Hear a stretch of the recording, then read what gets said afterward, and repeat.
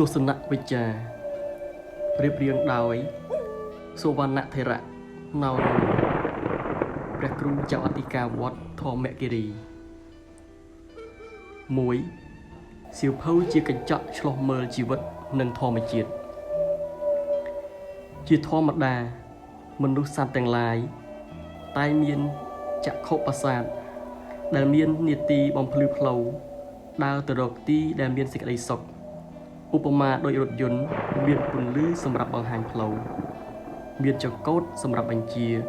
ឲ្យបរនៅលើវិថីសុវត្ថិភាពបានយ៉ាងណាមនុស្សមានភ្នែកជាត្រីវិស័យមានចិត្តជាចង្កូតសម្រាប់បញ្ជាសរិយន្តទាំងមូលឲ្យដើរឆ្ពោះទៅរកទីដែលមានអត្ថប្រយោជន៍ក៏យ៉ាងនោះដែរយើងមានភ្នែកសម្រាប់មើលអ្វីៗឲ្យបានដឹងច្បាស់ថាមនុស្សសត្វនិងធម្មជាតិទាំងឡាយដែលនៅជុំវិញខ្លួននោះជាអ្នកណាជាសត្វអ្វីនិងជារុក្ខជាតិប្រភេទអ្វីជាដើមប៉ុន្តែយើងនឹងមិនអាចដឹងច្បាស់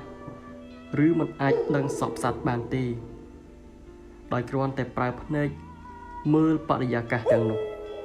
ព្រោះយើងមិនអាចទៅគ្រប់ទីកន្លែងបានហេតុដូច្នោះដើម្បីឃើញដើម្បីស្គាល់មនុស្សសត្វនិងធម្មជាតិកាន់តែច្បាស់យើងត្រូវចូលទៅតាមរយៈសៀវភៅរឿងជីវិតនិងអ្វីៗជាច្រើនទោះបីនៅទីជិតឆ្ងាយនៅក្នុងទឹកដី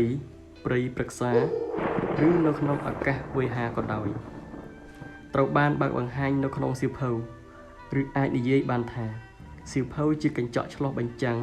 ពីអាថ៌កំបាំងទាំងឡាយសូមលោកអ្នកលាងដៃឲ្យស្អាត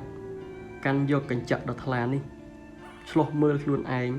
និងឆ្លុះអ្វីៗដែលមាននៅក្នុងបរិយាកាស